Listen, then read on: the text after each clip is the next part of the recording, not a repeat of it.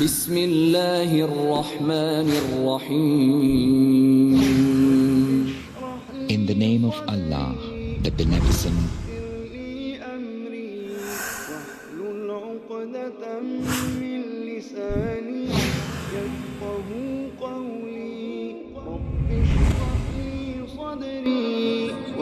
بسم الله الرحمن الرحيم. الحمد لله وحده والصلاة والسلام على من لا نبي بعده. أما بعد، أعوذ بالله السميع العليم من الشيطان الرجيم. بسم الله الرحمن الرحيم. محمد رسول الله والذين معه أشداء على الكفار رحماء بينهم تراهم ركعا سجدا يبتغون فضلا من الله ورضوانا سيماهم في وجوههم من أثر السجود ذلك مثلهم في التوراة ومثلهم في الإنجيل كزرع أخرج شطأه فآزره فاستغلظ فاستوى على سوقه يعجب الزراع ليغيظ بهم الكفار وعد الله الذين آمنوا وعملوا الصالحات منكم مغفرة وأجرا عظيما. برادران اسلام، تمام قسم کی تعریف اللہ وحدہ لا شریک کے لیے ہے، جس نے ہمیں یہ توفیق دی کہ آج ہم یہاں بیٹھ کر صحابہ کرام اور خلفائے راشدین کے سلسلے میں گفت و شنید کریں، اور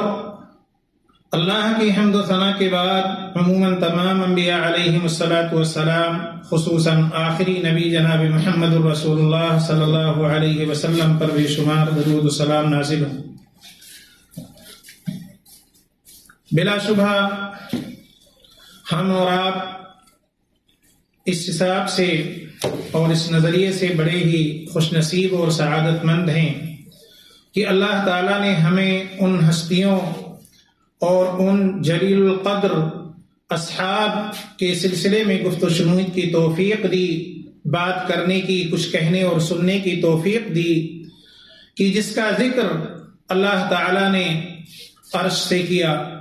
جن ہستیوں کی تعریف اللہ تعالیٰ نے ساتویں آسمان سے کی، جن ہستیوں کی مدح و شخائص اللہ تعالیٰ نے عرش معلیٰ سے کی. آج اللہ تعالیٰ نے اپنے انہی برگزیدہ اور نیک بندوں کے سلسلے میں گفتگو کرنے کی ہمیں اور آپ کو توفیق عطا فرمائی ہے. قبل اس کے کہ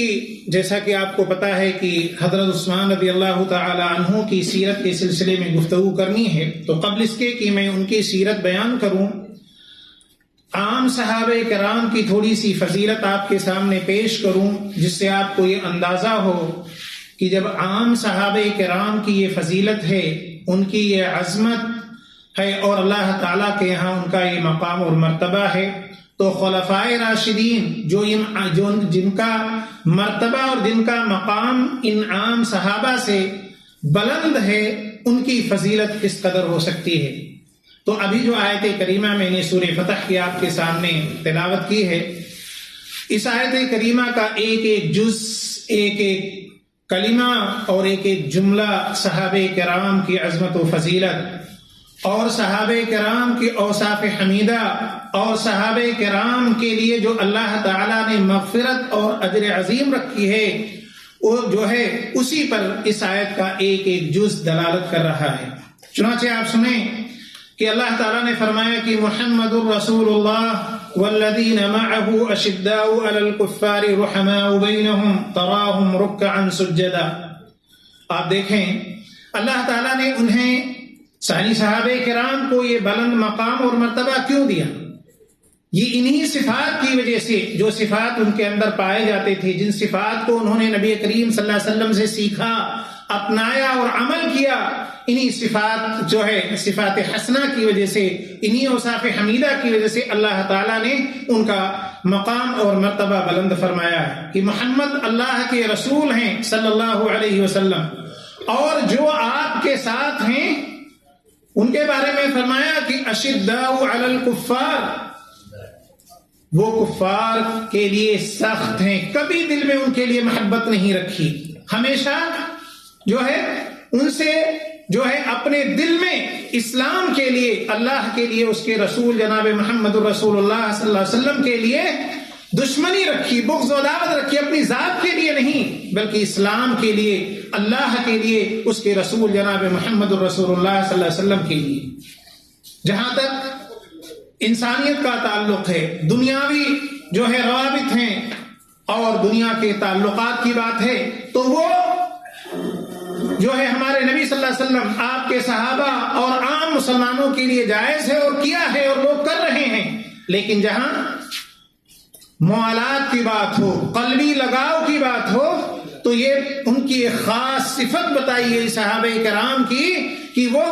کبھی ان سے قلبی لگاؤ اور قلبی محبت انہوں نے نہیں رکھی ہے جو ہے، بلکہ اپنے خاندانی اور اپنے نسبی تعلقات کو جب یہ لوگ اپنے اہل و عیال کا کوئی شخص اپنے قرابت داروں میں سے کوئی شخص اسلام نہیں لاتا تھا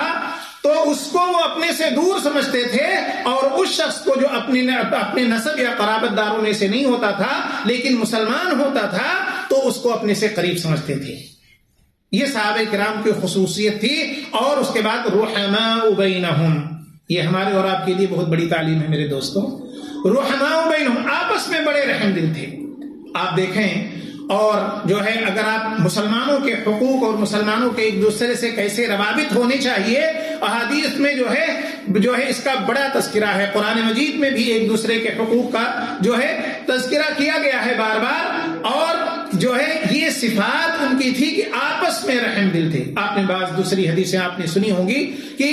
ایک جسد یعنی ایک جسم کے مانند مسلمانوں کو قرار دیا گیا کہ وہ ایک جسم، تقویت دینا ہے، ایک دوسرے سے رحم کر، ایک دوسرے کے ساتھ ترحم کا معاملہ کرنا ہے، اور ایک دوسرے کا تعاون، ایک دوسرے کی مدد کرنی چاہیے۔ یہ جو ہے مسلمانوں کے جو ہے اوصاف میں شامل ہے، ان کے جو ہے اخلاق میں یہ چیزیں ہونی چاہیے جو ہے۔ تو یہی صحابہ کرام سے رحماء بینہم، آپس میں بڑے رحم دل تھے، جب بھی ایک دوسرے سے ملتے حساس بشاس ہوتے تھے، ایک دوسرے سے ملتے بشاست کے ساتھ، خوش خلقی کے ساتھ ملتے تھے، اور بڑے اس سے کہ ایک دوسرے سے مل کر کے انسان خوش ہو جائے۔ ایسا نہیں کہ آدمی ہمیشہ جو ہے منہ بسور کے رہے، ایک دم ذرا سی بات پر ناراض ہو جائے، نہیں، یہ صفت نہیں جو ہے ایک مسلمان کی ہونی چاہیے، اور جو ہے یہ صفت ہونی چاہیے جو رحماء بینہم، جو اللہ تعالیٰ نے صحابہ کرام کے بیان کیا۔ تراہم رکعا سجدا یبتغون فضلا من اللہ ورضوانا، آپ دیکھیں اللہ تعالیٰ ان کی ایک اور صفت بتاتا ہے، تراہم رکعا سجدا، تراہم سارے صحابہ کرام کو کہ آپ اگر انہیں دیکھو گے تو انہیں اللہ کی عبادت کرنے والا پاؤ گے، رکوع اور سجدے کرنے والا پاؤ گے۔ آج ہمارا حال کیا ہے؟ اکثریت ہماری نماز سے غافل ہے، اللہ کے سامنے سر جھکانے سے غافل ہے، تو یہ مقام جو انہیں ملا ہمیں تھوڑے ملے گا۔ آپ دیکھیں،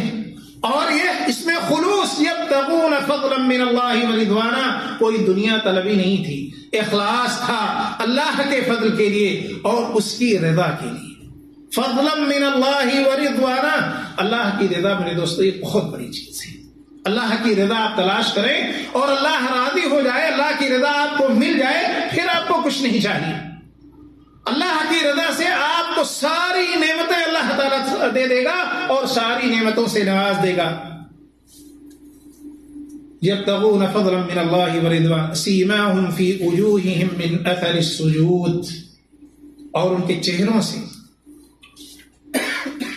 ان کے چہروں میں ان کے سجدے کے آثار، ان کی عبادت کے آثار، ان کے اخلاق کے آثار نظر آتے ہیں۔ اور بعض جو ہے مفسرین نے لکھا ہے کہ دنیا میں بھی اس کا اثر دیکھنے کو ملتا، اور آخرت میں بھی جو ہے ان کے چہرے نمایاں ہوں گے، عیاں ہوں گے کہ یہ جو ہے اللہ کے برگزیدہ بندے ہیں، یہ اللہ کے نیک بندے ہیں، یہ وہ لوگ ہیں جو دین پر قائم رہنے والے ہیں، یہ وہ لوگ ہیں جو اللہ اور اس کے رسول جناب محمد الرسول اللہ صلی اللہ علیہ وسلم کے حکم کو اور دوسرے کے احکام پر، دوسرے کے اوامر پر مقدم رکھتے تھے، یہ وہ لوگ ہیں۔ یہ مثال ان کی کس میں؟ تورات میں اور انجیل میں بھی، اور انجیل میں ان کی مثال اللہ تعالیٰ نے ایک کھیتی کی طرح دی، ایک فصل کی طرح کی، کہ جب ایک بیج پڑتا ہے زمین کے اندر تو وہ پہلا اپنا کوپل نکالتا ہے، چھوٹا سا ایک پودا جب وہ نکلتا ہے پھر وہ موٹا ہوتا، بڑا ہوتا، مضبوط ہوتا، پھر اپنے تنے پر کھڑا ہو جاتا ہے. یہ صحابہ کرام کی مثال بیان کی کہ بڑی قلت میں تھے، کمزور تھے اور نہتے تھے، بے سر و سامان تھے، لیکن اسلام پر جب وہ قائم ہوئے، اپنے دل میں اللہ اور اس کے رسول جناب محمد رسول اللہ صلی اللہ علیہ وسلم کی محبت کو بٹھایا تو اللہ تعالیٰ نے انہیں اسی کھیتی کے طرح کی کمزوری کے بعد انہیں طاقتور بنا دیا. ایسا طاقتور جیسے کہ جب فصل لہلہانے لگتا ہے تو جیسا کہ ایک کسان خوش ہوتا ہے انہیں دیکھ کر، اس حال میں ان کو پیدا کر دیا. ان حال میں انہیں اس منصب تک اور اس مقام تک صحابہ کرام کو پہنچا دیا. اور یہی چیز وہ چیز تھی جس سے کفار دیکھ کر غیظ و غضب میں آتے تھے، ناراض ہوتے تھے جو ہے. لیکن ان تمام کے ساتھ جو ہے صحابہ جیسے جیسے قوت میں آتے گئے، طاقت میں آتے گئے، اللہ کی نصرت و تعاون اور اس کے رسول جناب محمد رسول اللہ صلی اللہ علیہ وسلم کی نصرت اور تعاون بڑھتا گیا، گھٹا نہیں. اس کے بعد اللہ تعالیٰ نے ان کا ذکر کیا، کیا؟ وعد اللہ الذین آمنوا وعملوا الصالحات منہم مغفرۃ واجر عظیم. ایسے لوگوں کے سے اللہ تعالیٰ نے وعدہ کر رکھا ہے کہ جو ان میں سے ایمان لائے، نیک عمل کیا، تو ان کو کیا ملے گی؟ اللہ کی مغفرت اور اجر عظیم. جب اللہ نے اعلان کر دیا کہ ان کو اللہ کی مغفرت، اجر عظیم، تو پھر کوئی غم رہ گیا؟ کوئی پریشانی نہیں، کوئی خوف نہیں ہے. یہ کب ملا؟ یہی صفات آپ پیدا کر لیں تو جو ہے آپ کو بھی جو ہے اللہ تعالیٰ کی طرف سے یہی مژدہ سنایا جائے گا. تو یہ صفات تھے جو ہے، یہ صحابہ کرام کا مقام تھا کہ دیکھیے اللہ تعالیٰ ان کی تعریف اور ان کے لیے مژدہ کہاں؟ عرش سے سنا رہا ہے، ساتھ میں آسمان سے سنا رہا ہے. یہ والسابقون الاولون من المہاجرین والانصار والذین اتبعوهم بإحسان رضی اللہ عنہم ورضوا عنہ واعد لهم جنات تجری تحتها الانہار خالدین فیہا ابدا ذلک الفوز العظیم. اس آیت کریمہ میں بھی جہاں سابقین اولین، مہاجرین و انصار کو مژدہ سنایا گیا، انہیں ایک خوشخبری اللہ کی طرف سے سنائی گئی کہ اللہ کی رضا ان کو حاصل ہوگی، وہ اللہ سے راضی اور اللہ ان سے راضی ہو گیا، اور ان کے لیے ہمیشگی کی جنت کا مژدہ اللہ نے سنایا اور اسے بڑی کامیابی دی. اسی آیت کے اندر یہ بھی بتایا گیا، یہ ہمارے اور آپ کے لیے بڑی خوشخبری ہے کہ جو ان کی اتباع اخلاص کے ساتھ کرے گا، احسان کے ساتھ کرے گا، یہی فضیلت اسے بھی ملے گی،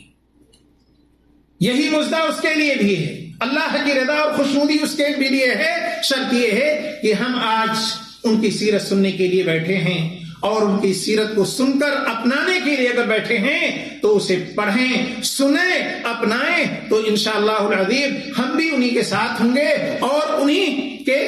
جو ہے اللہ تعالیٰ ان کے لیے جو فیصلہ فرمایا ہے، جو مژدہ سنایا، جو خوشنودی کا اعلان کیا، وہ اللہ کی رضا، اللہ کی خوشنودی ہمیں بھی حاصل ہوگی. ہم ان کے مقام، ان کے درجے کو تو نہیں پہنچ سکتے، لیکن اس زمرے میں اور ان کے ساتھ ہم بھی آ سکتے ہیں. ان کے پیچھے اللہ تعالیٰ ہمیں بھی لگا کے رکھے گا. المرء مع من احب، انسان انہی کے ساتھ ہوگا جس سے اس کو محبت ہوگی، جس کی جو ہے اتباع کرے گا، جس کی روش پر چلے گا، جن سے محبت کرے گا. یہ ہمارے نبی جناب محمد رسول اللہ صلی اللہ علیہ وسلم کی حدیث ہے.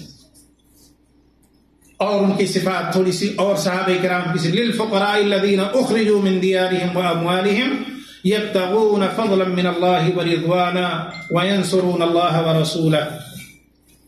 آپ اس آیت کریمہ میں دیکھیں کہ یہاں مال فے کا ذکر ہو رہا ہے کہ کون کون مستحق ہیں، تو اللہ تعالیٰ یہاں مہاجرین، فقراء مہاجرین کا ذکر فرما رہا ہے اور فرما رہا ہے کہ یہ لوگ وہ ہیں مہاجرین کہ جن کو ان کے گھر سے نکال دیا جاتا ہے، ان کا مال و اسباب چھین لیا جاتا ہے،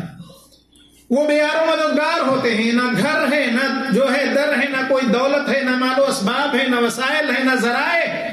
لیکن اس کے باوجود ان کی تمنا کیا ہوتی ہے؟ گھر چھوٹ گیا پرواہ نہیں ہے، مال چھین لیا گیا پرواہ نہیں ہے، اس کے کہا کیا جائیے؟ اللہ کا فضل اور اس کی خوشنودی تلاش کرتے ہیں، اللہ کا فضل، ان کی خوشنودی تلاش کرتے ہیں. تو اللہ تعالیٰ نے کہا کہ اللہ ان پر رحم فرماتے ہیں، اور اللہ تعالیٰ نے کہا اولئک هم الصادقون، یہی سچے لوگ ہیں، یہی سچے لوگ ہیں۔ اس کے بعد انصار کی تعریف اللہ تعالیٰ نے کی کہ اپنی ضرورت کے باوجود وہ مہاجرین کا خیال رکھا، انہوں نے اہل صفہ کا خیال رکھا، مسلمانوں کا خیال رکھا، ناداروں کا خیال رکھا، اور انہیں بھی کامیابی کا مژدہ سنایا۔ اور اس کے بعد ان لوگوں کی بھی تعریف کی کہ والذین جاءوا من بعدہم، یعنی ہم اور آپ جیسے بعد کے لوگ آئے، انہی کی روش پر چل رہے ہیں، ان کے لیے دعا کر رہے ہیں، اپنے لیے بھی دعا کر رہے ہیں۔ اللہ تعالیٰ نے کہا کہ وہ رؤوف الرحیم ہے، وہ غفور الرحیم ہے، یعنی ان تمام کے لیے، یعنی سابقین اولون، مہاجرین، انصار سے لے کر قیامت تک جتنے لوگ ان کی روش پر اور ان کی اتباع میں ہوں گے، اللہ تعالیٰ جو ہے ان سب کو بخشنے والا ہے، ان سب کو عدل عظیم سے نوازنے والا ہے۔ تو آپ دیکھیں کہ ان آیات میں جو آپ نے سنا، کیا سب سے بڑی چیز جو ان کو امت کے تمام لوگوں سے امتیاز کرتی ہے، الگ کرتی ہے صحابہ کرام کو، وہ کیا ہے؟ نبی کریم جناب محمد رسول اللہ صلی اللہ علیہ وسلم کی صحبت ہے۔ سب سے بڑی چیز کہ نبی کریم صلی اللہ علیہ وسلم کی صحبت ایک لمحے کے لیے بھی کسی شخص کو نصیب ہو گئی اسلام کی حالت میں، اس کا ایک الگ مقام ہو گیا،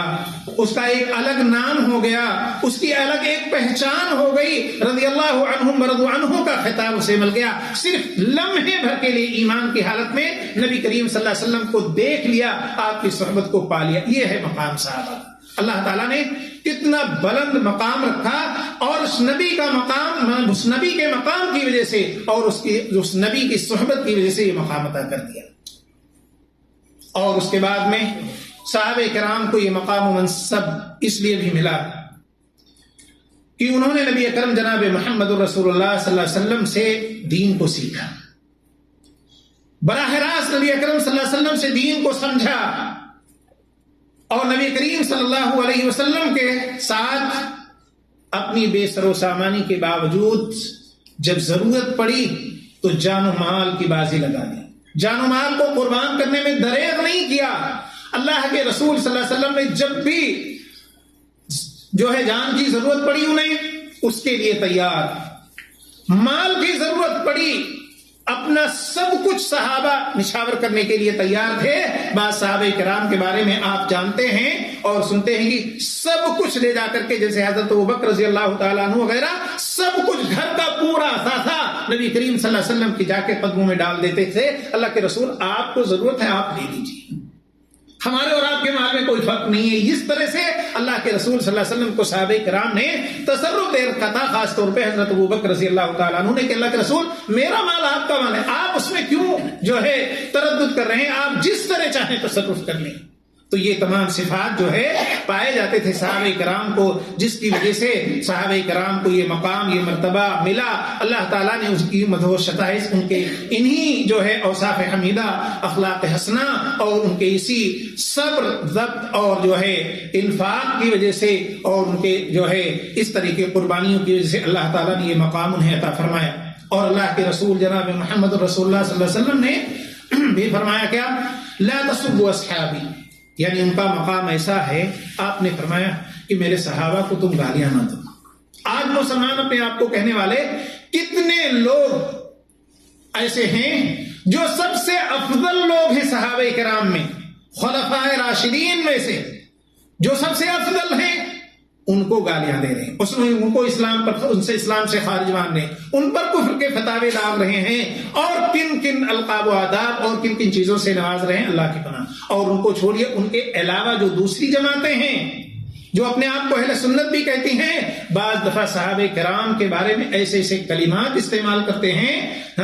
جو ہے بالکل ہی نازیبا ہوتے، اور جو سلف صالحین یا صحابہ کرام کے لیے بالکل ہی مناسب نہیں ہوتے۔ اللہ کے رسول صلی اللہ علیہ وسلم نے فرمایا کہ لا تسبوا اصحابی، میرے صحابہ کو تم گالیاں نہ دو۔ اور کیا فرمایا آپ دیکھیے، ان کا مقام دیکھیے، کہا لو انفق احدکم مثل احد ذهبا، کہتے ہیں اگر تم میں سے کوئی شخص احد کے پہاڑ کے برابر سونا خرچ کر ڈالے، ذرا غور کیجیے، احد کا پہاڑ چھوٹا ہے، آپ سب لوگ جا کے دیکھتے ہیں، کہتے ہیں اتنا سونا خرچ کر ڈالے تو صحابہ کرام کے ایک مد کے برابر جو آپ یوں لیتے ہیں اپنے اس کے برابر بھی نہیں پہنچتا. اگر انہوں نے اتنا ایک مد خرچ کیا ہے اس کے برابر آپ کا وہ احد پہاڑ کا سونا نہیں پہنچ سکتا. کیوں؟ ان کا جو اخلاص تھا اور وہ اپنی ضرورت کے باوجود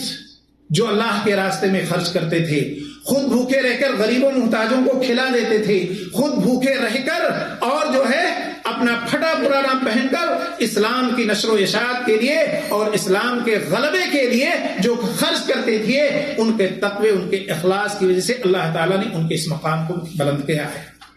اور کہا تم میں سے کوئی ان کے مقام کو نہیں پہنچ سکتا ہے جو ہے, اور اس کے آدھے بھی نہیں پہنچ سکتا ہے. قرآن کی آیت ہے لا یستوی منکم من انفق من قبل, لا یستوی منکم من انفق, کہتے ہیں کہ کوئی وہ شخص جو ہے تم میں سے برابر نہیں ہو سکتا ہے جو فتح سے پہلے خرچ کیا.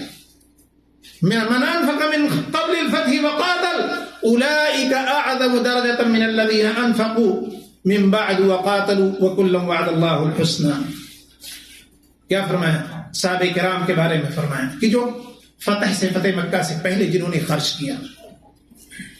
اور جنہوں نے اللہ کے راستے میں قربانیاں دی اور قتال کیا, ان کے مقام اور مرتبے کو اس کے بعد کے لوگوں نے جو خرچ کیا, قتال کیا, تو وہ ان کے مرتبے کو نہیں پہنچ سکتے. کس کے؟ جو فتح مکہ سے پہلے جنہوں نے جو کچھ کیا. جب اسلام ذرا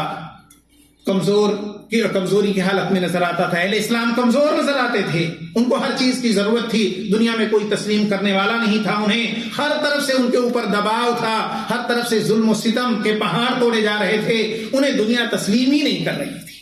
ایسے حالات میں. لیکن اللہ تعالیٰ نے کہا کہ وَكُلًّا وَعَدَ اللَّهُ الْحُسْنَى, لیکن جو اس کے بعد بھی خرچ رہے ہیں ان کا بھی اجر اللہ تعالیٰ ضائع نہیں کرے گا, انہیں بھی دے گا, لیکن وہ اجر نہیں ملے گا جو ان کو ملا ہے.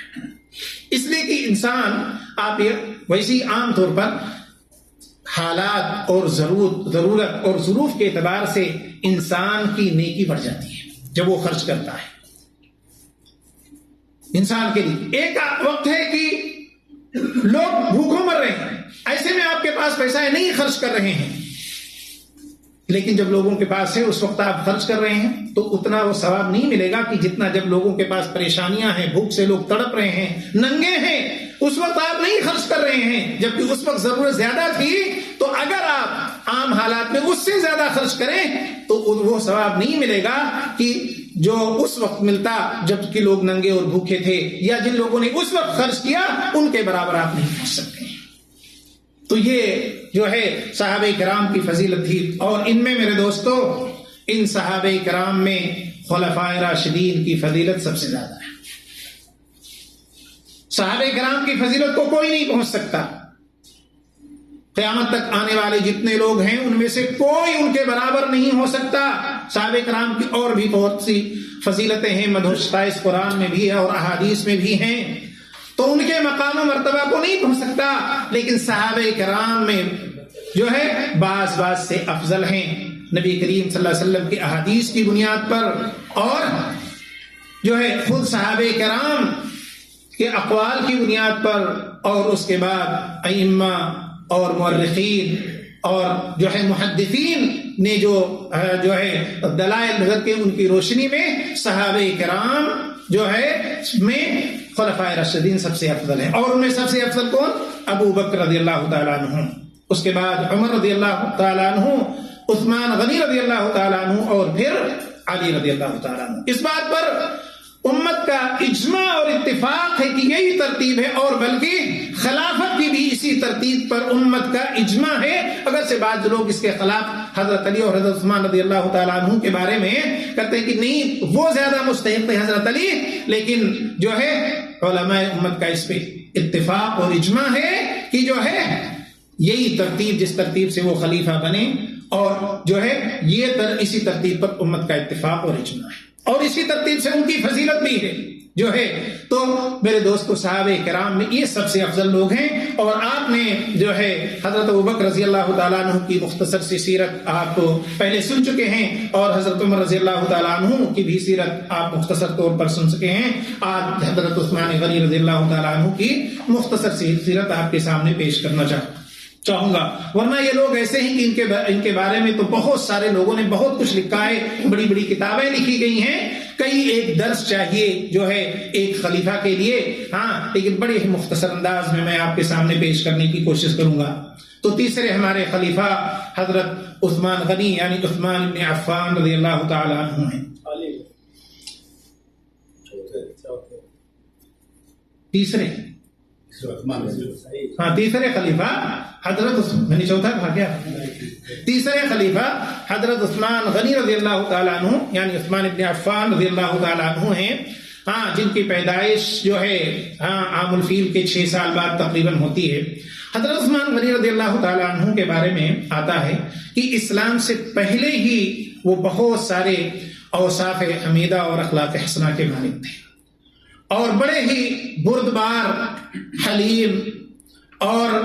پہلے ہی سے ان کے اندر جود و سخا کی صفت پائی جاتی تھی, اور لوگوں کے اندر بڑا ہی اثر و رسوخ تھا, اور بڑے ہی سنجیدہ اور بڑے ہی جو ہے اچھے تصور کیے جاتے تھے اسلام سے پہلے ہی. اور اسلام لانے کے بعد جب اللہ کے رسول جناب محمد رسول اللہ صلی اللہ علیہ وسلم سے اخلاق کو لیا, دین کو لیا, تو اس میں مزید جو ہے اضافہ ہو گیا, اور آپ کی جو اوصاف حمیدہ تھے اس میں آپ یوں پہلے ہی 4 چاند لگ گئے. اسی لیے آپ دیکھیں گے کہ حضرت عثمان غنی رضی اللہ تعالی عنہ جو ہے آپ کسی بھی نیک کام میں بہت بڑھ چڑھ کر حصہ لیتے تھے, اور ساتھ ہی حضرت عثمان غنی رضی اللہ تعالی عنہ جو ہے اپنی خلقت کے اعتبار سے بھی خوبصورت تھے, متوسط قد و قامت کے جو ہے مالک تھے جو ہے, اور ایک بڑی خصوصیت آپ کی تھی کہ آپ بہت باحیا انسان تھے. آپ جانتے ہیں الحیاء شعبۃ من الایمان, حیا یہ ایمان کا ایک شعبہ ہے, اور یہ قابل تعریف ایک صفت ہے حیا جو حضرت عثمان غنی رضی اللہ تعالی عنہ کے اندر پائی جاتی تھی. بلکہ جو ہے اما عائشہ رضی اللہ تعالیٰ عنہ کی روایت ہے کہ ایک بار نبی کریم صلی اللہ علیہ وسلم گھر میں تھے, میرے گھر میں, اور لیٹے ہوئے تھے. حضرت ابوبکر رضی اللہ تعالیٰ عنہ آتے ہیں اور اجازت مانگتے ہیں. آپ اسی طرح لیٹے رہتے ہیں جبکہ آپ کی پنڈلیاں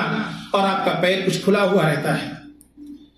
اور وہ آتے ہیں, آپ ان سے بات کرتے ہیں. حضرت عمر رضی اللہ تعالیٰ عنہ اجازت مانگتے ہیں, وہ بھی آتے ہیں, آپ اسی حال میں اجازت دیتے ہیں اور ان سے بھی بات کرتے ہیں. جب حضرت عثمان رضی اللہ تعالیٰ عنہ اجازت مانگتے ہیں تو آپ اٹھ جاتے ہیں, اٹھ کر بیٹھ جاتے ہیں, اپنے کپڑے صحیح کر لیتے ہیں اور پھر ان سے بات کرتے ہیں. جب وہ لوگ چلے جاتے ہیں, عائشہ پوچھتی ہیں کہ ابو بکر رضی اللہ عنہ آئے, آپ ویسے ہی رہے, عمر آئے ویسے ہی رہے. لیکن حضرت عثمان غنی رضی اللہ تعالیٰ عنہ جب آئے تو آپ نے اپنی تیاری کر لی, اپنے پیر کو ڈھک لیا جو ہے, اور اس سے پہلے آپ نہیں ہلے, آپ اپنی جگہ پر مستقر رہے, بیٹھے رہے. اللہ کے رسول صلی اللہ علیہ وسلم نے کہا عائشہ کیا میں ایسے شخص سے حیا نہ کروں جس سے فرشتے حیا کرتے ہوں؟ کیا میں ایسے شخص سے حیا نہ کروں جس سے فرشتے حیا کرتے ہوں؟ اور اسی طرح حیا کے ساتھ آپ کے اندر اللہ کا خوف اور جہنم کے عذاب کا بڑا خوف تھا. آپ بڑے جو ہے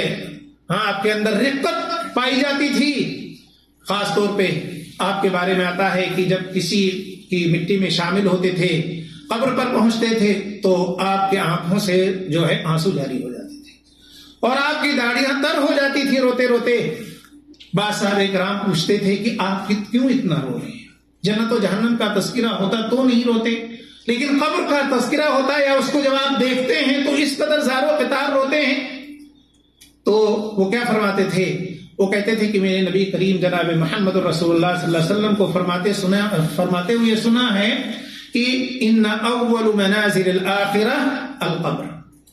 آخرت کی پہلی منزل کیا ہے؟ قبر ہے. اور اگر جو قبر کے کا مرحلہ جس کے لیے آسان ہو گیا, وہ اس سے نجات پا گیا, تو اس کے بعد کا مرحلہ اس کے لیے آسان ہوگا. اور کہا میں نے نبی کریم صلی اللہ علیہ وسلم کو یہ بھی فرماتے سنا ہے کہ میں نے قبر سے زیادہ ہولناک اور ڈراؤنا کسی منظر کو نہیں دیکھا ہے۔ اور ویسے بھی آپ ذرا تصور کریں قبر کا جو مرحلہ ہے، قبر کے جو حالات ہیں، ذرا تصور کر کے دیکھیں کہ ایک شخص جو ابھی اپنے اہل و عیال میں تھا، خوش و خرم تھا، اس کا گھر بھی اچھا ہے، اس کے پاس پراپرٹی بھی، اس کے کپڑے بھی اچھے، اس کا شکن نہیں مٹتا کپڑے کا، چمک دمک ہر چیز، چہرہ مورا، ہر چیز صفائی ستھرائی، اچھے سے خوشبو لگاتا ہے، بہترین صابن سے نہاتا ہے، بہترین بستر پہ آرام کرتا ہے۔ مرنے کے بعد اس کو جب تدفین کرتے ہیں، ایسی چھوٹی سی جگہ میں ذرا آپ تصور کریں، چھوٹی سی جگہ جہاں وہ کروٹ بھی نہیں بدل سکتا، جو بغلی قبر ہوتی وہ بہت اس طرح ہوتی ہے کہ آدمی کروٹ بھی نہیں بدل سکتا۔ ذرا آپ تصور کریں، نہ کوئی بستر ہے، نہ کوئی غمخوار ہے، نہ کوئی آپ کا ہمدرد ہے، نہ پرسان حال ہے، نہ پنکھا ہے، نہ بجلی ہے، نہ بتی ہے، چھوٹا سا اندھیرا۔ ذرا تصور کریں، صرف اتنے بڑے حال میں آپ کو بند کر دیا جائے، لائٹ آف کر دی جائے، ایک رات کے لیے یہاں رہیے، تو آپ کو کیسا لگے گا؟ اور قبر کا معاملہ میرے دوستوں، تو اس لیے دیکھیے حضرت عثمان غنی رضی اللہ تعالی عنہ جو ہے قبر کے معاملے کو دیکھ کر کے بہت روتے تھے جو ہے۔ اور یہ وہ شخصیت ہے کہ جنہوں نے نبی کریم جناب محمد رسول اللہ صلی اللہ علیہ وسلم سے تقریباً 150 حدیثیں روایت کی ہیں، 146 یا اس سے کچھ کم و بیش جو ہے حدیثیں جو ہے حضرت عثمان غنی رضی اللہ تعالیٰ عنہ سے مروی ہیں۔ اب آپ بتائیے کہ ایسے شخص کو، ابھی وہ آخر میں آئے گا جو آپ کو جس طرح ظالمانہ طور پر آپ کو شہید کیا گیا، آپ بتائیے کہ نبی کریم صلی اللہ علیہ وسلم سے جس نے تعلیم دی ہو، آپ کی حدیثوں کو لے کر امت کو پہنچایا ہو، لوگوں کو پہنچایا ہو، اور ان حدیثوں کا، اس نشر علم کا ثواب اسے قیامت تک ملنے والا ہو، ایسے شخص پر کوئی ہاتھ اٹھا سکتا ہے؟ ایسے شخص کے خلاف کوئی زبان درازی کر سکتا ہے؟ آپ کو پتا ہے کہ انسان کے مرنے کے بعد اس کے اعمال منقطع ہو جاتے ہیں، لیکن 3 چیزیں، صدقہ جاریہ، اور ایک علم جس سے لوگوں کو فائدہ پہنچائے، یا ولد صالح یدعو لہ، نیک بچہ والدین کے لیے دعا کرے تو اس کی دعا کا ثواب۔ اب یہ علم، اب ظاہر ہے یہ حدیث جب تک لوگوں میں پڑھاتی جائیں گی، جو ہے لوگ پڑھتے رہیں گے، پڑھاتے رہیں گے، سیکھتے رہیں گے، عمل کرتے رہیں گے، اس کا ثواب انہیں ملے گا کہ نہیں ملے گا؟ تو یہ ان کی فضیلت ہے، یہ ان کے حصے کی فضیلت ہے جو ہے۔ اور اسی طرح ہجرت کی فضیلت آپ جانتے ہیں کہ مہاجرین کا ایک الگ مقام رکھا گیا ہے، صحابہ کرام میں مہاجرین کا مقام اور دیگر لوگوں سے الگ رکھا گیا ہے، سب سے افضل قرار دیا گیا، اور بہت ساری آیات اور احادیث اور نصوص ایسے پائے جاتے ہیں جن میں مہاجرین کی مدح و ستائش کی گئی ہے، ان کے انعام و اکرام کا جو ہے ذکر فرمایا گیا ہے اللہ کے پاس، ان کے مقام و مرتبے، ان کی عظمت اور فضیلت کا ذکر کیا گیا ہے۔ اس کی تفصیل میں نہیں جاتا، لیکن اس عظمت اور فضیلت کو حضرت عثمان غنی رضی اللہ تعالیٰ عنہ نے 2 بار حاصل کیا، ایک بار حبشہ کی طرف ہجرت کی انہوں نے، اور دوسری بار مدینہ منورہ کی طرف ہجرت کی۔ یہ سعادت مندی اور یہ خوش نصیبی انہیں 2 بار حاصل ہوا۔ ذرا آپ دیکھیں، غور کریں کہ 2 بار حاصل ہو جاتی ہے انہیں، اور نبی اکرم جناب محمد رسول اللہ صلی اللہ علیہ وسلم یا آپ کے اہل و عیال یا آپ کی رشتہ داری اور قرابت داری میں لوگ اپنا رشتہ جوڑنے کے لیے کوشاں رہتے تھے، اور اسے باعث شرف سمجھتے تھے کہ کسی نہ ہی سے جو ہے ہمارا رشتہ نبی کریم صلی اللہ علیہ وسلم کے اہل و عیال کا رشتہ آپ سے، یا آپ کا رشتہ نبی کریم صلی اللہ علیہ وسلم سے جڑ جائے، آپ کے قرابت داروں میں ہو جائے، تاکہ آپ سے ایک نسبت، ایک رشتہ داری ہو جائے، تاکہ ہو سکتا ہے اللہ تعالیٰ اس قرابت داری کی وجہ سے ان پر رحم کر دے اور آسانیاں فرما دے۔ یہ لوگوں کی خواہش اور تمنا ہوا کرتی تھی۔ حضرت عثمان غنی رضی اللہ تعالیٰ عنہ کو دوہرے رشتے کا شرف حاصل ہے کہ نہیں؟ نبی اکرم جناب محمد رسول اللہ صلی اللہ علیہ وسلم کی 2 بیٹیاں، ایک کے بعد دیگرے، رقیہ، نبی کریم صلی اللہ علیہ وسلم کی بیٹی رقیہ سے حضرت عثمان غنی رضی اللہ تعالیٰ عنہ نے شادی کی۔ ان کی وفات کی تو کس سے؟ ام کلثوم سے شادی کی، تو یہ 2 شرف ان کو حاصل۔ اور اس سے بھی بڑی بات، ایک نبی کہہ رہا ہے کہ عثمان اگر میری 3ری بیٹی باقی ہوتی تو میں اس سے بھی تم سے بیاہ دیتا. آپ دیکھیں یہ حضرت عثمان کی فضیلت ہے، اور یہ ان کے اوصاف حمیدہ تھے، اخلاق حسنہ تھے نبی صلی اللہ علیہ وسلم کا، کو ان کا صبر، ان کے جو ہے ان کا حلم، بردباری، اور جو ہے ان کا تقوی، پرہیزگاری اس قدر نبی صلی اللہ علیہ وسلم کو بھائی کی کہا کہ اگر میری تیسری بیٹی ہوتی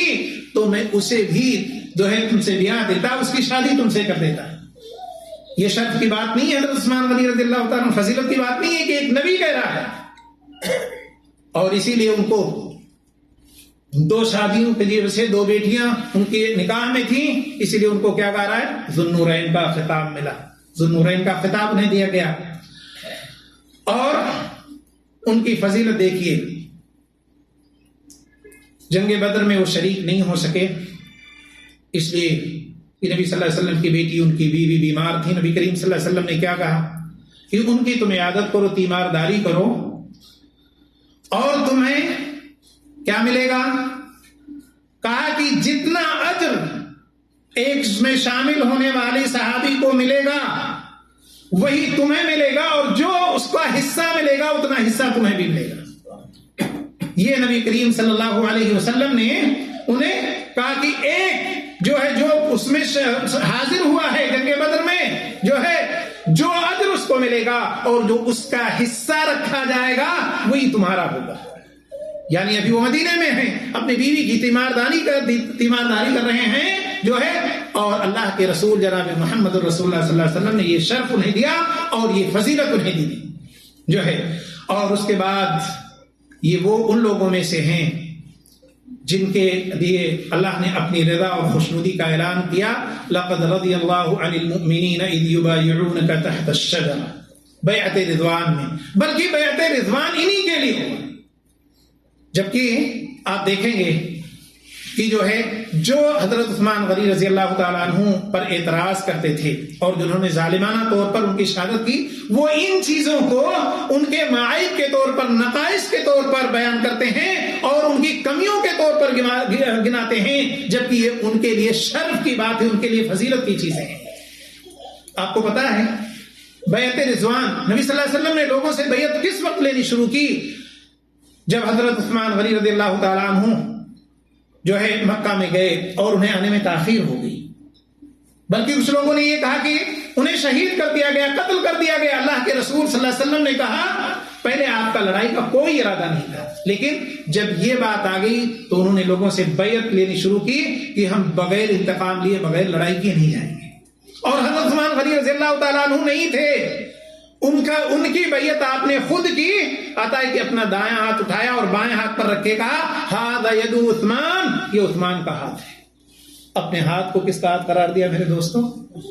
عثمان کا. یہ شک کی بات نہیں ہے، کتنی فضیلت کی بات ہے، کتنے سعادت مند اور کتنے خوش نصیب ہیں ہمارے یہ خلیفہ راشد اور یہ خلیفہ ثالث ہمارے عثمان غنی رضی اللہ تعالیٰ. اللہ کے رسول کہتے ہیں یہ عثمان کا ہاتھ ہے، اپنے ہاتھ کو. اور پھر بعد میں وہ آ جاتے ہیں اور وہ بھی بیعت کرتے ہیں.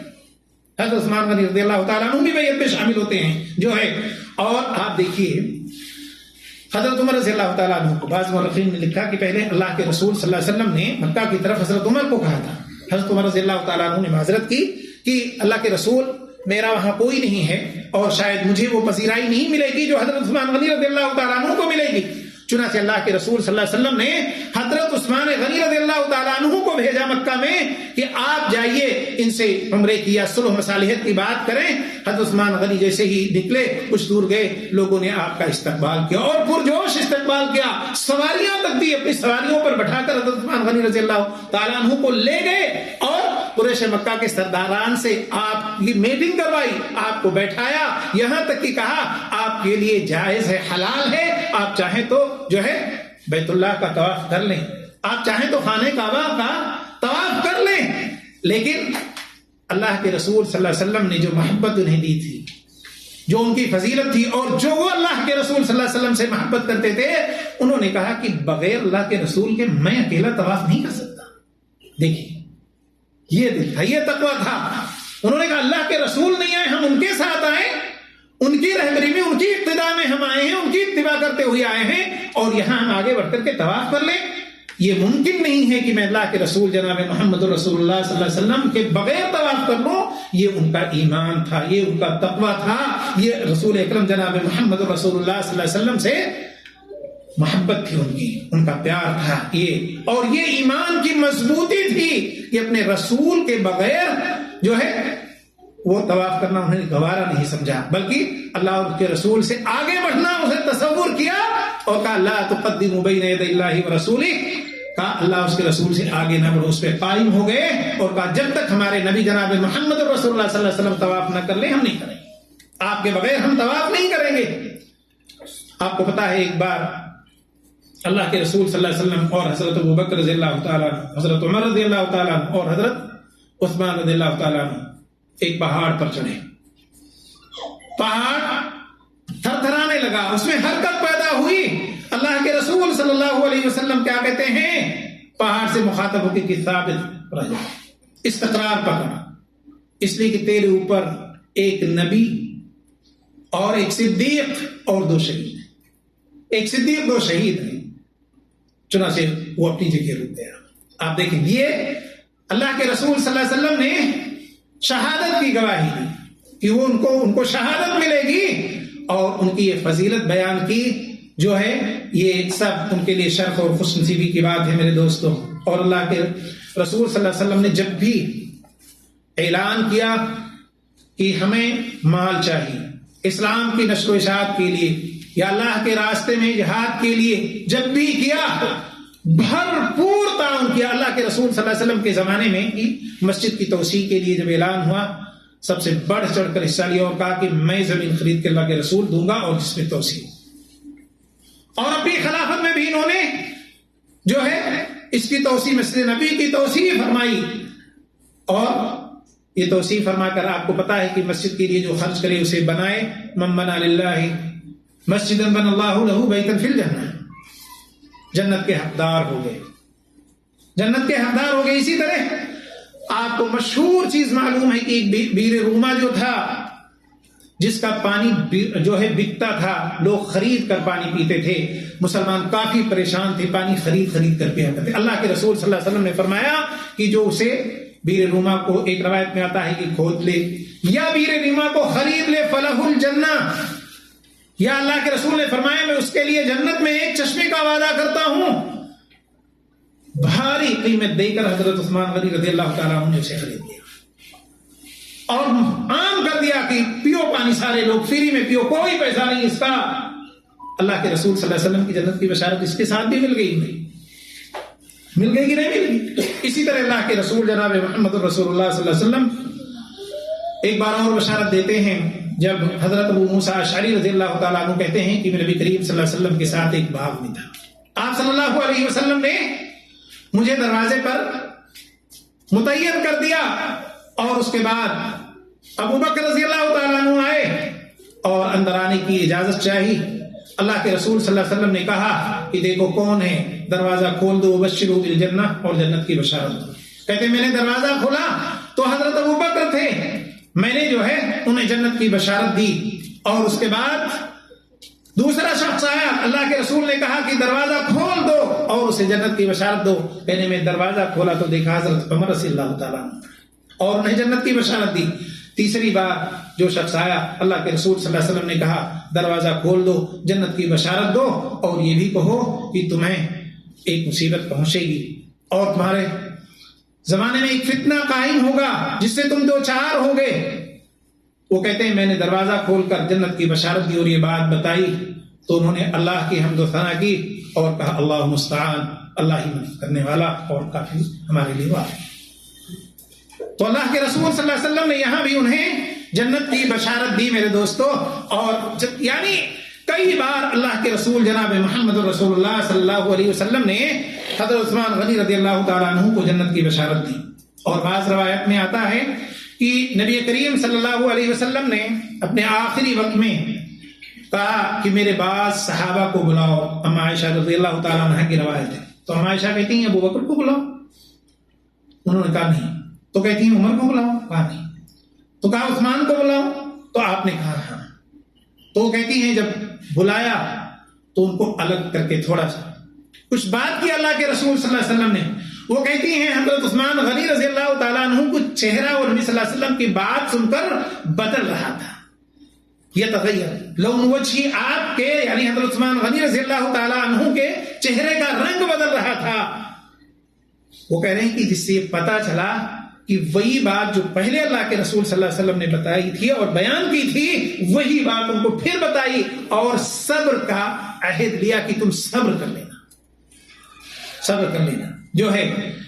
تو اللہ کے رسول صلی اللہ علیہ وسلم نے ایک سے زیادہ بار انہیں بار بار جنت کی انہیں بشارت دی. یہ ان کی سعادت تھی، یہ ان کی خوش نصیبی تھی، اور یہ ان کا تقوی تھا، ان کی بردباری تھی، ان کا ایمان تھا، اور ان کی اللہ اور اس کے رسول جناب محمد رسول اللہ صلی اللہ علیہ وسلم سے محبت تھی کہ ان کو یہ مقام اور یہ مرتبہ حاصل ہوا. اور اس کے بعد آپ کو پتا ہوگا کہ جیش العسرہ، جسے تنگی یا مشکل کا لشکر کہا جاتا ہے یا جنگ کہا جاتا ہے جو ہے، اور خود قرآن نے اسے ساعت العسرہ کے نام سے یعنی مشکل گھڑی اور مشکل وقت سے اسے یاد کیا ہے. قرآن نے جو جنگ اللہ کے رسول صلی اللہ علیہ وسلم نے جب اس کی تیاری شروع کی اور انتہائی مشکل حالات تھی، گرمی کا زمانہ تھا، لوگوں کے پاس قحط کا بھی زمانہ تھا، کھانے پینے کی کمی تھی، اور وہ وقت تھا کہ جو تھوڑا بہت پھل لوگوں کے باغوں میں تھا اسے توڑنے کا بھی وقت تھا.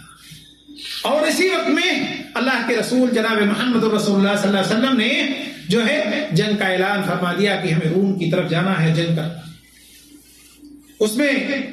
ایسے حالات میں صحابہ کرام نے تیاری کرنی شروع کی، لیکن مال و اسباب کی قلت تھی. ان کی فراہمی کے لیے اللہ کے رسول نے لوگوں کو جوش اور ولولہ دیا، اور ان کا جو ہے انہیں جو ہے اس پر کہ اس میں حصہ لینے کے لیے اللہ کے رسول جناب محمد رسول اللہ صلی اللہ علیہ وسلم نے دعوت دی. صحابہ کرام بڑھ چڑھ کر حصہ لینے لگے. حضرت ابوبکر رضی اللہ تعالیٰ عنہ، عمر رضی اللہ تعالیٰ عنہ، عثمان عبد الرحمن ابن عوف رضی اللہ عنہ، یہ سارے صحابہ کرام بڑھ چڑھ کر حصہ لیتے رہے تھے. حضرت عثمان غنی رضی اللہ تعالیٰ عنہ نے سب سے بڑھ کر کے اس میں حصہ لیا، سب سے بڑھ کر. پہلے آتا ہے کہ پہلے انہوں نے 300 اونٹ کچھ دیے اور 1000 دینار، لیکن اس کے بعد میں پڑھ رہا تھا جو ہے الرحیق المختوم، تو اس میں ہے کہ کل یعنی ٹوٹل حضرت عثمان غنی رضی اللہ تعالیٰ عنہ نے جو اونٹ دیے وہ 900 تھے. یعنی 900 اونٹ آپ نے جو ہے اس جنگ اسرا کے لیے، غزوہ تبوک کے لیے انہوں نے 900 اونٹ دے دیے اور 100 گھوڑے دیے. یہ کوئی معمولی چیز نہیں تھی. آپ ذرا غور کریں کہ ایک ہی شخص جو ہے ایک جنگ کے لیے اللہ کے راستے میں اتنا کچھ خرچ. 900 اونٹ کی قیمت آپ ذرا سمجھیے. ایک اونٹ ہم نہیں دے سکتے، نہ خرید سکتے. 900 اونٹ کا انتظام فرمایا اور 100 گھوڑے. اور اس کے بعد میں آپ کو پتا ہے جو دینار دیا اس کا وزن 5.5 کلو سونا اور 29.5 کلو تقریباً چاندی دیا. یہ وہ وقت تھا جب اللہ کے رسول جناب محمد رسول اللہ صلی اللہ علیہ وسلم نے فرمایا کہ ما ضر عثمان ما فعل بعد اليوم. آج کے بعد عثمان کا عمل بھی کوئی نقصان نہیں پہنچائے گا. ذرا غور کریں، آپ دیکھیں. یہ تھی جو ہے حضرت عثمان رضی اللہ تعالیٰ عنہ کی قربانی، یہ تھا ان کا ایثار، یہ تھا ان کا جذبہ، یہ تھی جو ہے اللہ سے ان کے رسول جناب محمد رسول اللہ صلی اللہ علیہ وسلم سے محبت اور اس دین سے محبت کہ اپنا زیادہ سے زیادہ بلکہ سب کچھ نچھاور کرنا جو ہے کرنا چاہتے تھے اللہ کے راستے میں. بلکہ بعض دفعہ اللہ کے رسول صلی اللہ علیہ وسلم کو کہنا پڑتا تھا، جب بھی اعلان کرتے یہ کھڑے ہو جاتے کہ اللہ کے رسول ہم ہیں، ہم خرچ کریں گے. اللہ کے رسول کبھی کبھی کہتے تھے عثمان بیٹھ جاؤ، دوسروں کو بھی موقع. یہ جذبہ تھا حضرت عثمان غنی رضی اللہ تعالیٰ عنہ کا جو ہے. اور اس کے بعد میں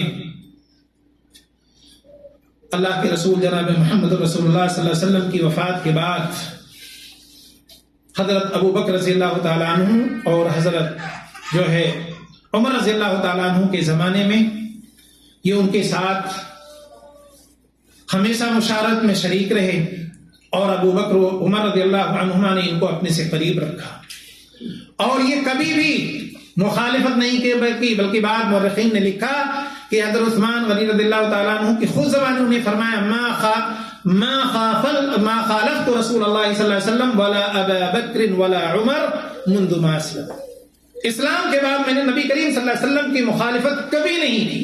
آپ کے حکم کی جو ہے آپ کے حکم کے خلاف کبھی نہیں گیا، آپ کے حکم عدولی کبھی بھی نہیں کیا، حتیٰ کہ نبی صلی اللہ علیہ وسلم کا مقام و مرتبہ تو چھوڑیے، آپ تو رسول تھے، آپ پر ایمان لایا تھا، میں نے حضرت ابوبکر و عمر کی بھی مخالفت نہیں کی. انہیں ہمیشہ اچھے مشورے دیے، انہیں نصیحت کی باتیں کی، جب بھی انہوں نے مشورہ طلب کیا تو یہ تھا حضرت عثمان رضی اللہ تعالیٰ عنہ کا اخلاق، آپ کی سوچ اور آپ کا تعاون لوگوں کے ساتھ، اور آپ کا کردار اور آپ کا گفتار اور آپ کے اعمال یہ تھے لوگوں کے ساتھ، نبی صلی اللہ علیہ وسلم کے ساتھ اور اس کے بعد صحابہ کے ساتھ. اب آپ ذرا تصور کریں کہ جب یہ ان کی اس وقت حالت تھی، تو جب خود یہ جو ہے خلیفہ بنا دیے گئے ہوں گے تو ان کا کتنا جو ہے ایثار رہا ہوگا، کتنی قربانی رہی ہوگی اس امت کے لیے اور اس امت کے لوگوں کے لیے اور ان کے پوری رعایا کے لیے اور ان کے اس امت کی جو ہے باغ ڈور سنبھالنے اور اس کے انتظام و انصرام کے لیے کتنی قربانی دی ہوگی اور کتنا تگو دو کیا ہوگا. آپ کو پتا ہے حضرت عمر رضی اللہ تعالیٰ عنہ کی شہادت کے بعد حضرت عمر رضی اللہ تعالیٰ عنہ نے چند لوگوں کو متعین کیا تھا، ان لوگوں میں سے جنہیں اللہ کے رسول صلی اللہ علیہ وسلم جنت کی بشارت دے چکے تھے. عام صحابہ بھی نہیں تھے، یہ چوٹی کے لوگ تھے، یہ اچھے لوگ تھے، مبشرین بالجنہ. ان لوگوں کو متعین کیا، 5 یا 6 لوگوں کو غالباً، اور کہا تم مشورہ کر کے آپس میں خلیفہ بنا. ان میں سب نے بے اتفاق رائے حضرت عثمان غنی رضی اللہ تعالیٰ عنہ کو اپنا خلیفہ چنا. یعنی ان سب نے اپنے سے افضل کس کو مانا؟ حضرت عثمان غنی رضی اللہ تعالیٰ عنہ کو، اور جو ہے انہیں اپنا خلیفہ چن لیا. اور اس کے بعد حضرت عثمان غنی رضی اللہ تعالیٰ عنہ نے بڑے ہی عمدہ انداز میں خلافت کا کام کیا. آپ جس ناحیے سے بھی دیکھیں گے آپ کو، چاہے وہ تعلیم کے انتظامات ہوں، چاہے امت کے اندر اتحاد و اتفاق کی بات ہو، چاہے بیت المال کا معاملہ ہو، چاہے فقراء و مہاجرین کا معاملہ ہو، غرضے کی کسی پر طور پر بھی دیکھیں گے تو حضرت عثمان غنی رضی اللہ تعالیٰ عنہ کا جو انتظام و انصرام تھا اور جو آپ کی تگودو تھی لوگوں کو آرام پہنچانے کی اور دین کے نشر و اشاعت کے لیے جو جد و جہد تھی، وہ بڑے عمدہ انداز میں آپ چلا رہے تھے، بڑے عمدہ انداز میں اس کو آگے بڑھا رہے تھے، بڑے عمدہ انداز میں اس کو پیش کر رہے تھے. اسی لیے آپ دیکھیں گے کہ حضرت عثمان غنی رضی اللہ تعالیٰ عنہ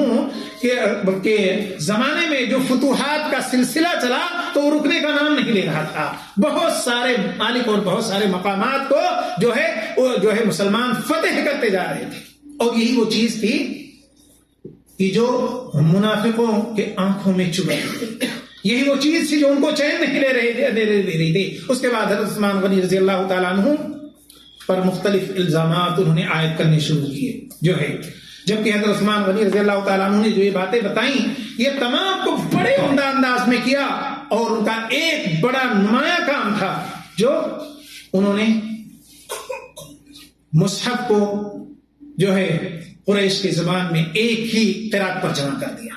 آپ کو پتا ہے حضرت حذیفہ بن یمان رضی اللہ تعالیٰ عنہ کے بارے میں آتا ہے کہ انہوں نے آ کر کے حضرت عثمان غنی رضی اللہ تعالیٰ عنہ سے کہا کہ اس وقت امت جو ہے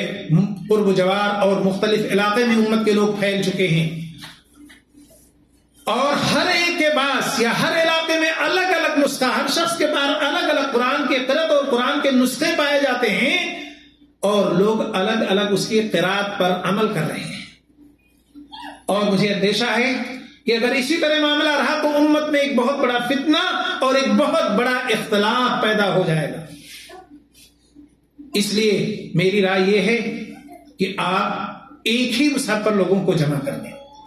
حضرت عثمان غنی رضی اللہ تعالیٰ عنہ نے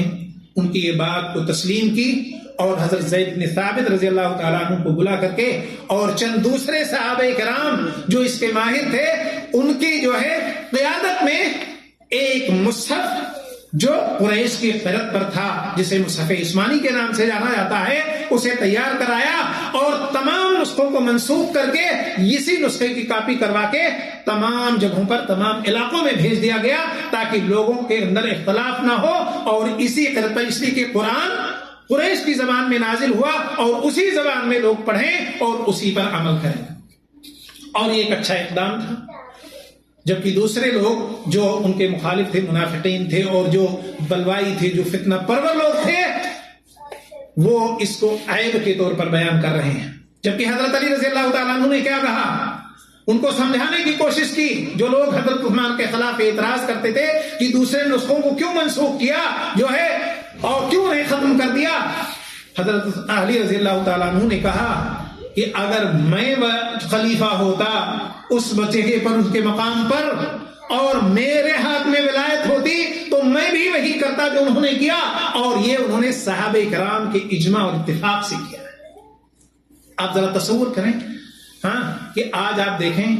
کہ آج کے جو مسلمان ہیں، جو امت ہیں، یہ اماموں میں بٹ کر کے کتنا بڑا فتنہ ایک ہے، جو اماموں کو اپنے الگ الگ بنا لیا، مانتے ایک اللہ کو ہیں، ایک رسول کی امت کا دعویٰ کرتے ہیں، ایک ہی دین کو ماننے کا دعویٰ کرتے ہیں، ایک ہی قرآن کو ماننے کا دعویٰ کرتے ہیں۔ اس کے بعد آپ دیکھیں اختلافات کتنے ہیں، اختلافات کی نہیں، کتنے اختلافات پائے جاتے ہیں، یہاں تک کہ اسی امت کے کچھ لوگ ایک جو ہے دوسرے کو کافر کہتے ہیں، اور جو ہے اپنی مساجد اور مدارس کے دروازے دوسرے کے لیے بند نہیں کیے ہوئے ہیں، صرف امام میں اختلاف کی وجہ سے، الگ امام ماننے کی وجہ سے۔ اگر قرآن میں ہی اختلاف ہو جاتا، قرآن کے معنی و مفاہیم کو الگ کر لیتے، قرآن کی قرأت الگ ہونے کی وجہ سے اس کے معنی و مفاہیم کو الگ الگ سمجھتے، تو امت کا کیا حال ہوتا؟ ذرا آپ تصور کریں۔ تو اتنا عمدہ اور اتنا کارسائے نمایاں کرنے کے باوجود بھی جو اللہ کے دشمن تھے،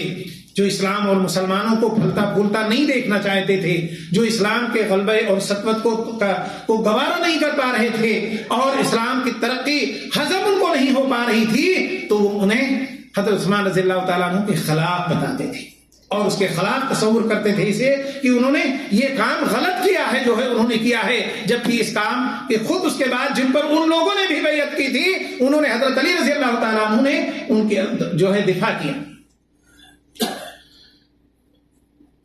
ابھی باتیں تو کچھ اور بھی ہیں اور شاید آج ختم نہیں ہو پائیں گی، اس لیے باقی باتیں انشاءاللہ ہم اگلے درس کے لیے رکھتے ہیں، اور آج اسی پر اکتفا کرتے ہیں جو ہے، اس لیے کہ آپ کے شہادت کا جو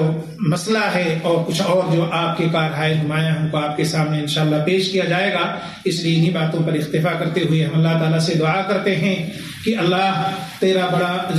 کہ اللہ تو ہمیں بار بار صحابہ کرام اور خلفائے راشدین کی سیرت پڑھنے، سمجھنے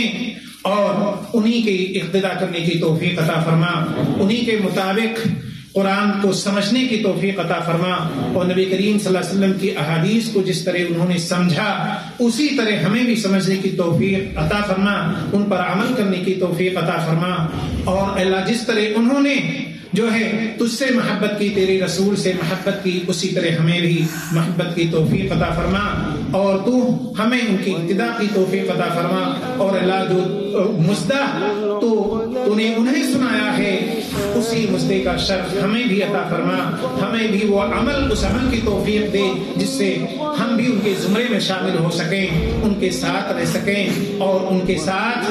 تیری رضا پا سکیں اور تیری جنت کے حقدار بن سکیں۔ وآخر دعوانا الحمد للہ رب العالمین، سبحان ربک رب العزة عما یصفون، وسلام علی المرسلین، والحمد للہ رب العالمین۔ واحلل عقدة من لساني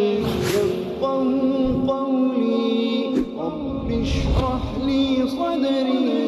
ويسر لي أمري، واحلل عقدة من لساني يفقهوا قولي، رب اشرح لي صدري ويسر لي أمري، واحلل عقدة من لساني يفقهوا قولي، رب اشرح لي صدري ويسر لي أمري۔